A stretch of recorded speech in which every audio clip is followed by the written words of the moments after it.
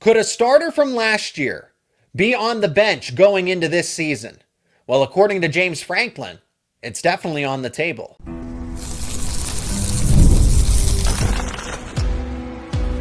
You are Locked On Nittany Lions, your daily podcast on the Penn State Nittany Lions. Part of the Locked On Podcast Network, your team every day. You are Locked On to Penn State football, and as always, thank you so much for making Locked On Nittany Lions your first listen and watch every single day, your daily source for all things Penn State sports. My name is Zach Seyko, and I am your host of the show, credentialed media member for both Penn State football and Penn State wrestling.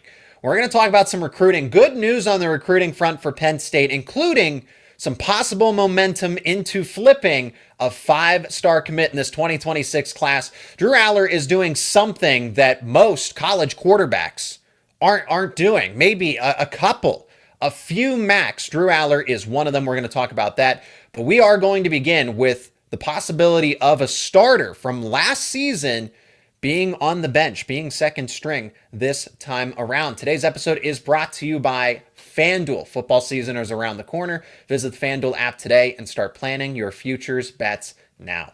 Friendly reminder to let me know your thoughts down in the comments section. Be a part of the discussion as we talk about these position battles that are finally going to wrap up, as it is game week. Happy game week, everybody. And there is a starter that could be headed to the bench on the offensive line between Nolan Rucci and Anthony Donkoh. James Franklin said it. Franklin talked about the right guard spot specifically between it, and most people would have thought that it was just Anthony Donkoh, Cooper Cousins, but then there is another. There is a wild card has emerged here with TJ Shanahan, who transferred in from Texas A&M. But then Franklin continued and pivoted to the fact that Nolan Rucci's spot might not be safe in this conversation. It's not just about the right guard battle. It is about right tackle. So Nolan Rucci has to hold up his end of the bargain, because if Anthony Donkoh proves that they still need him on the offensive line, and the better combination is, let's say, it's Cooper Cousins. Maybe it's even TJ Shanahan. If the better combo at right guard and right tackle happens to be Cousins and Donkoh, or it's Shanahan and Donkoh, then that means Nolan Rucci, who started at the end of the season, would be on the bench. That could also apply to Anthony Donkoh. Maybe it's Cousins and Rucci. Maybe it's Shanahan and Rucci. One of those guys could be headed to the bench. Now, there's also this possibility, which is the one that would just make the most sense from a pure talent standpoint. None of that happens. And Penn State goes with its all-around best offensive lineman. Now, Cooper Cousins is, hey, all of these guys are former premier recruits. TJ Shanahan, according to the old rival service before everything merged, everything changed, was a 5-star prospect. Cooper Cousins, not a consensus, not an industry, but a 5-star in some places, high-end 4-star in others. Nolan Rucci was a former 5-star. So at the end of the day, it's great for Penn State's offensive line depth, but we are really going to see possibly an interesting shift with what the Nittany Lions ultimately do here. You could have both. And Donkoh, they started him out at guard, but then they figured out, hey, this guy's really good at tackle. He had that position versatility, according to James Franklin a season ago. And with the games, we watched this. This backs it up. Now, James Franklin went on to say that Donkoh was playing like one of the best offensive linemen in the country. I don't know about that to that extent. However, I do know that Donkoh, before the injury last season, was playing as the best offensive line among Penn State players. And then Nolan Rucci came in, and there was little to no noticeable drop-off. Sure, if you look at Pro Football Focus, or maybe you ask the coaches about some nuances here and there, maybe they would say, hey, Donkoh was still performing better overall. But when Penn State's offensive line was at its best, was at the end of the season, when Nolan Rucci was starting, that offensive line was manhandling some of the best front sevens in the country. Oregon in the Big Ten Championship. And I get it, no moral victories. Those were losses at the end of the day. But Penn State had some of its best protection for Drew Allar, some of its, especially in the ground game. That's where it really showed up, was the rushing attack. The offensive line was just creating lanes that a Mack truck could drive through for Singleton and Allen. But that line had Nolan Rucci on it. So I don't really think there's a bad decision here. You can't really make a mistake if you're Phil Trautwein, if you're James Franklin, if you're this Penn State coaching staff, when you sit down and figure this out. You have upside with both. You could go with Donkoh at right guard, Nolan Rucci at right tackle. Maybe it's Cooper Cousins' time as that sophomore, as that second-year player going into this season, and then you kick Donkoh back out. But that's what I mean. A starter from last season, and Donkoh could be on the bench. Who knows? Maybe he isn't the exact fit at guard, and Nolan Rucci continues to pick up with the momentum that he had from last season, and then Donkoh becomes a second-string player. Now, you could rotate them in, and you're going to get an idea for how this line is going to look. I don't think this is going to be settled in the first 3 games of the season because you're not going to learn too much between Nevada, Florida International, as well as Villanova, right? FCS Villanova. But that's not the only position battle where we could see things take a turn. Defensive tackle, another projected starter might lose their spot. Alonzo Ford wasn't a starter a season ago. He was somebody else that dealt with a long-term injury. And now his starting spot might be up for grabs here. Xavier Gilliam is having the training camp of a lifetime, or at least he continues to stack. It was a strong spring, excellent winter workouts, strong spring camp, and now the fall training camp here to really bring it all together.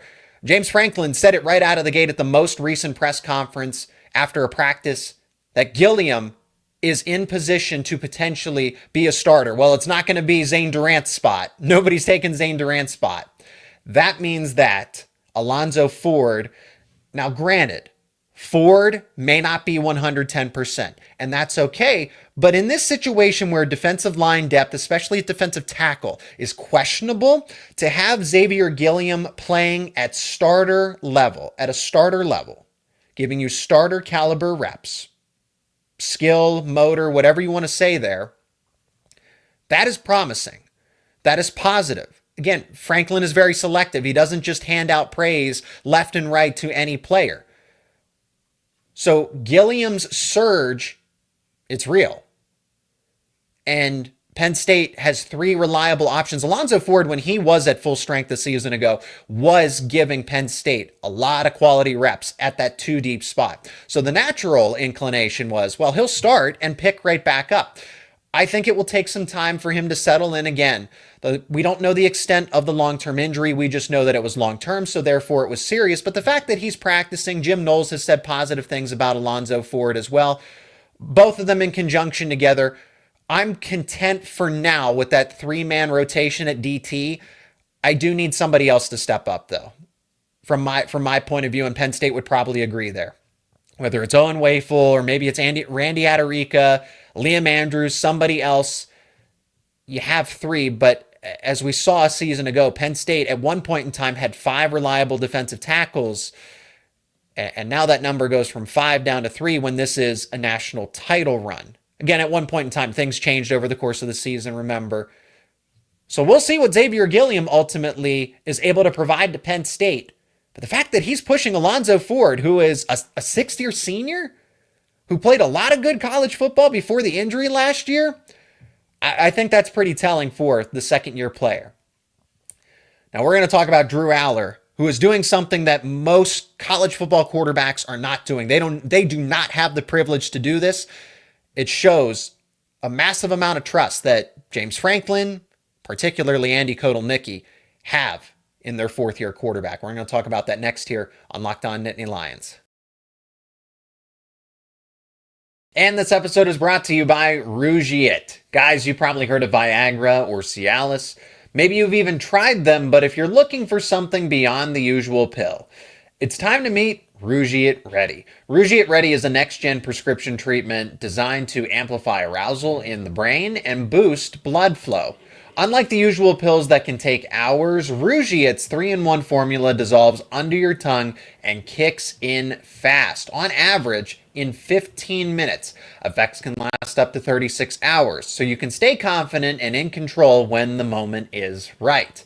If traditional options haven't worked, Rucci might be the answer. Over 150,000 men have already made the switch.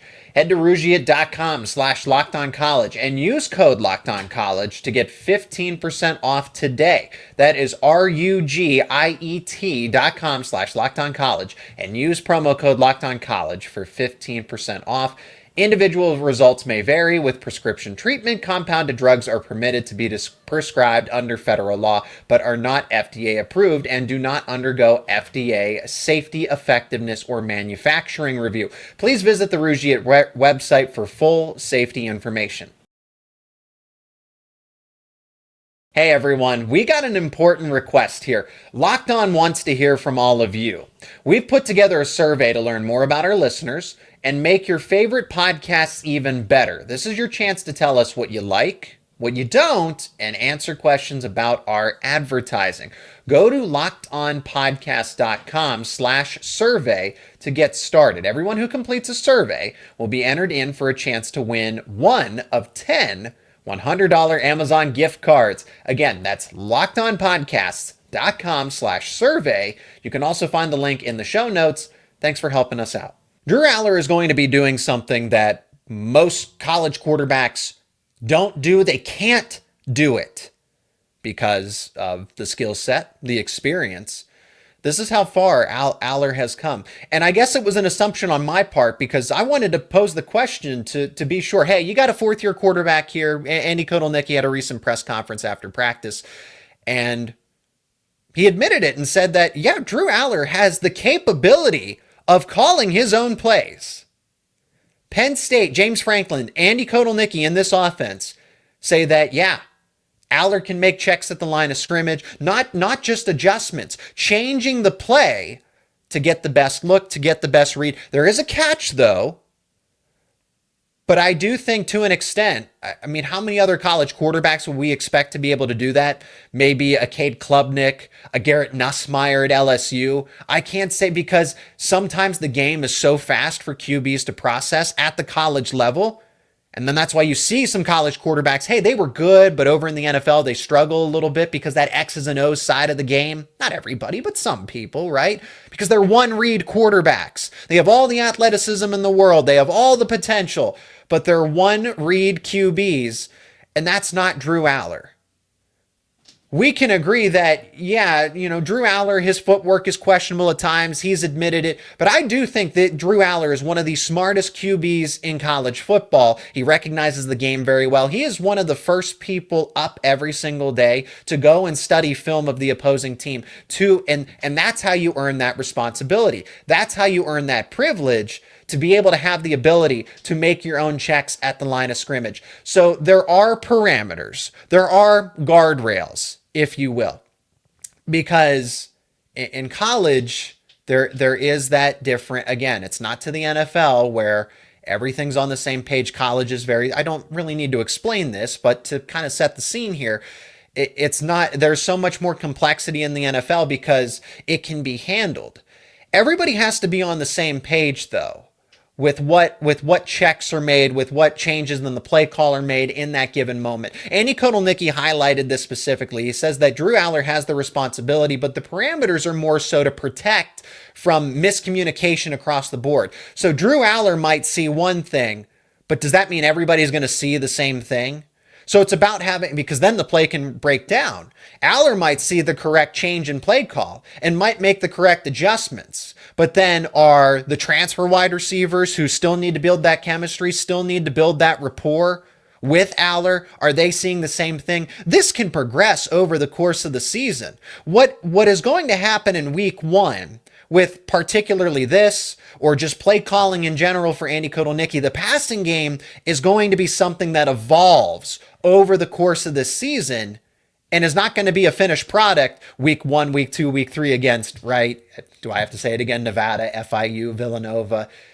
By the time they get to game 11, game 12, you could see some things where, again, Drew Allar might even get more control and more responsibility in that case because the entire offense is all on the same page. Again, this is particularly with the passing game. So it's it doesn't seem like these are just simple checks and simple adjustments. It's more than that. But Andy Kotelnicki has the final say here. It's not full autonomy here. It's not the full audible freedom against Ohio State, for example. Or honestly, again, as the passing game evolves, as this offense gets better and more chemistry, more rapport, as I've mentioned, you could see some of those things open up against Ohio State. But against Oregon, I still feel like Andy Kotelnicki is going to be steering quite a bit. But it's not going to be a situation where Drew just takes every single play and isn't able to do anything with it. He has the option, and there aren't many quarterbacks in college that are going to be able to do that because they don't have the capability. They don't have that trust from the coaching staff. I think that's pretty telling. And for someone who is a fourth-year veteran quarterback, my assumption was, this should be a pretty simple answer. But Drew Allar has the ability to change plays and to make adjustments where he sees fit. But there was actually that some people were surprised by that. Oh, Allar can do that? I guess that's because of my assessment that I do see Drew Allar as a future top 10 NFL draft pick. I can't see him falling outside of the top 20. I just think he has, again, a lot of potential. And where people think that he makes these, again, he had a bad game against Notre Dame. I understand that. But he showed so much progress over the course of the season. NFL scouts do see Allar as a high-end NFL draft pick, but he just has to put it all together. They say he has the tools, he has the measurables, he has the IQ, but it's about all putting it together this season, and that's why Allar came back, because he wasn't a perfect NFL prospect. There are some things that he can work on. He has admitted it. But Penn State's fortunate to have him back. Again, not a lot of programs, some, not a lot, have 4 year, again, Clemson with Kate Klubnik. Fourth year veteran quarterback, third year starting, and continuity within the offense is so important. Andy Kotelnicki helped unlock that potential. And now we're going to see it take an even bigger step forward in year 2 of this Andy Kotelnicki, Drew Allar relationship, collaboration. Kotelnicki says that there is major collaboration between the two of them, not only pregame, but in-game as well, based on what Kotelnicki said at that recent press conference. Okay, there is good news on the recruiting front. And when I say good news, I'm talking about performances from key commitments for Penn State.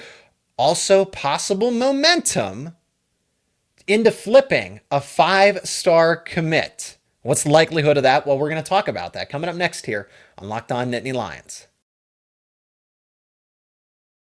Today's episode is also brought to you by FanDuel. August 26th is officially FanDuel Futures Day, a brand new holiday for football fans who live for bold predictions and preseason hunches. For just 24 hours, FanDuel is giving you deals on NFL season predictions. So whether you're calling your MVP, eyeing a long shot division winner, or you're ready to crown your Super Bowl champ before week 1 even kicks off, this is your moment. So take a flyer on the MVP race. If you think it's going to be Josh Allen, Lamar Jackson, Joe Burrow, maybe you like a running back. Maybe a running back takes home MVP. Saquon Barkley is not a bad choice. You can crown your champion in August.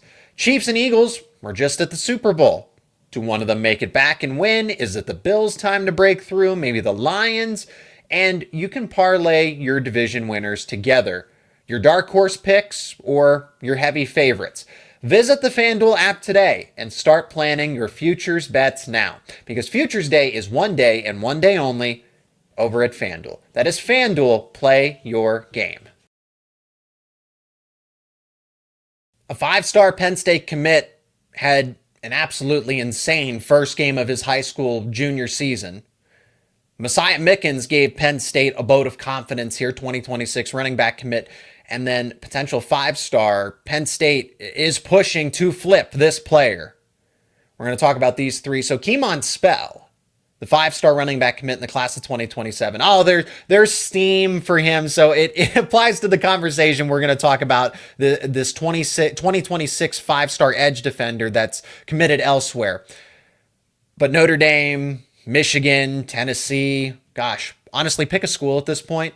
Everybody's saying they're going to flip Kemon Spell. Well, there's two things that I want to point out about Spell in this first week of the high school football season. The guy had 293 rushing yards and 5 touchdowns, including on the first play of the game, a 98-yard kickoff return, and 3 touchdowns on his first 3 touches. I mean, he's the number 1 running back for a reason.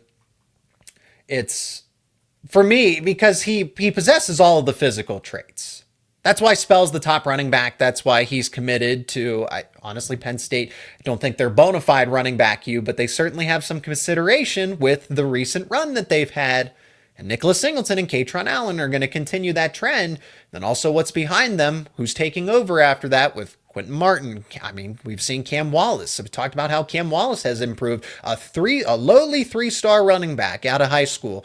Could potentially be one of the primary starters going into next season. Corey Smith, I digress from that. But Spell, you see the speed, the acceleration, the burst. It's the vision.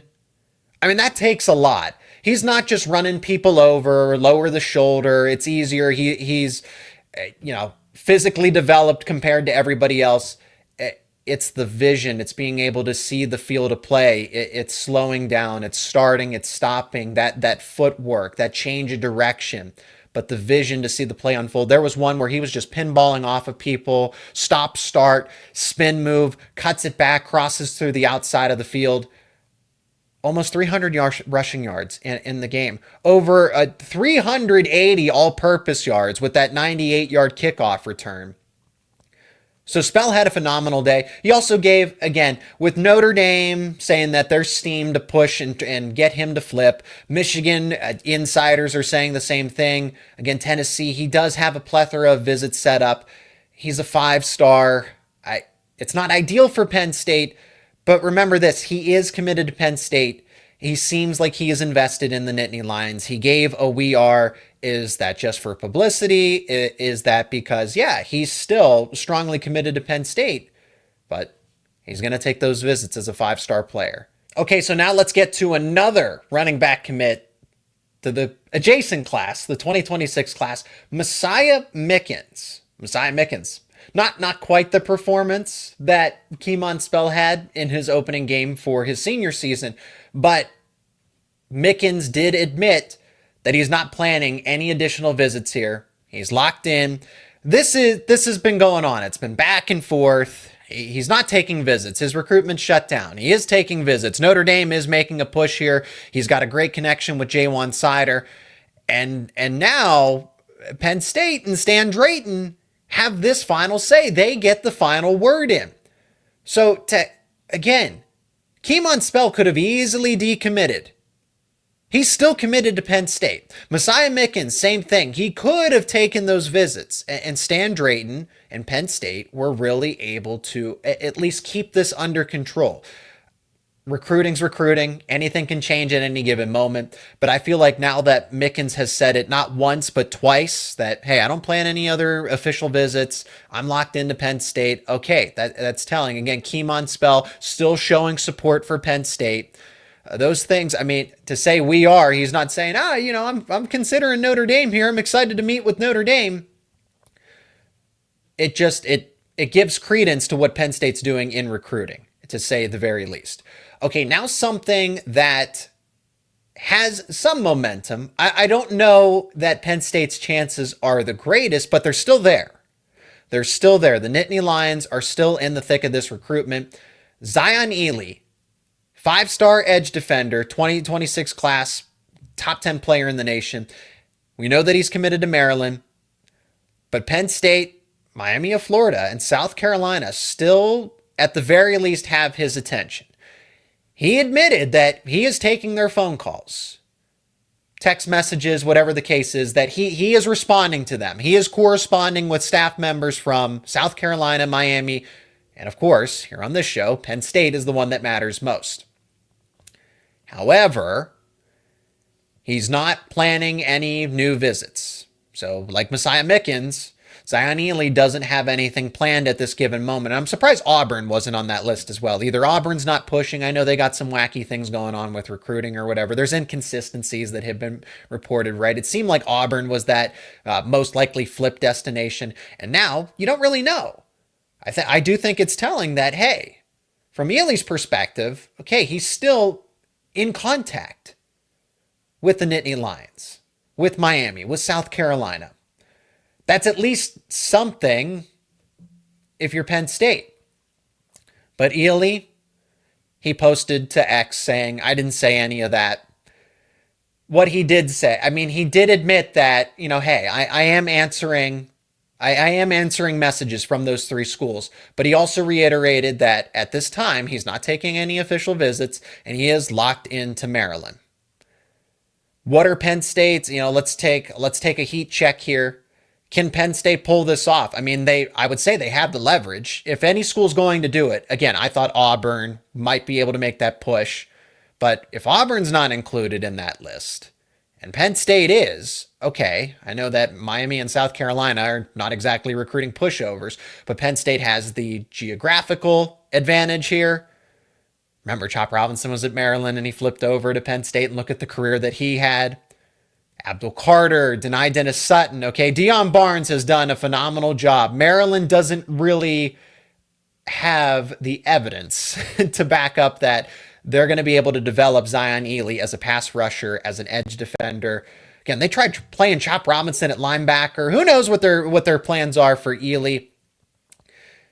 At this point in time, he still intends to be a Terrapin.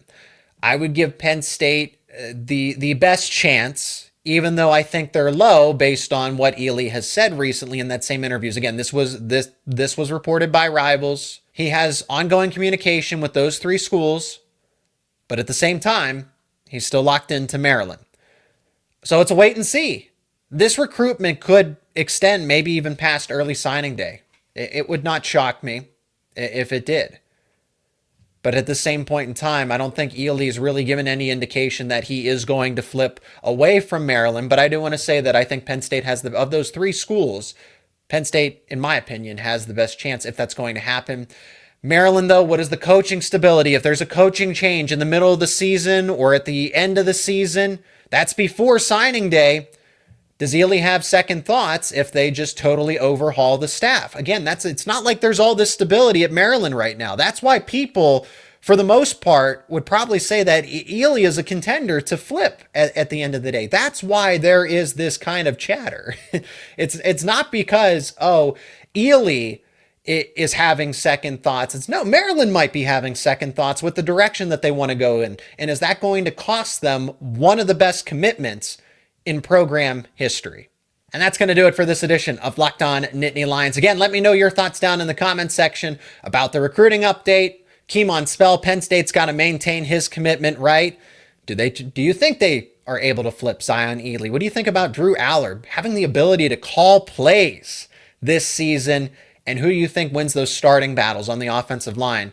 And if Alonzo Ford is going to lose his starting spot to a rising Xavier Gilliam. Thank you so much for checking out this episode. Really appreciate the support on the channel. We're so close to 10,000 subscribers. Thank you to each and every one of you. If you're not an everydayer, become one. Subscribe to the YouTube channel and wherever you get your podcast. We're going to be talking, of course, since it is game week, everything building up to Penn State versus Nevada, but other conversations about the season, what Penn State has going on this national title run, and recruiting as it pops up. Of course, wrestling and basketball, it is all right here.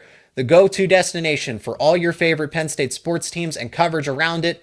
Locked On Nittany Lions.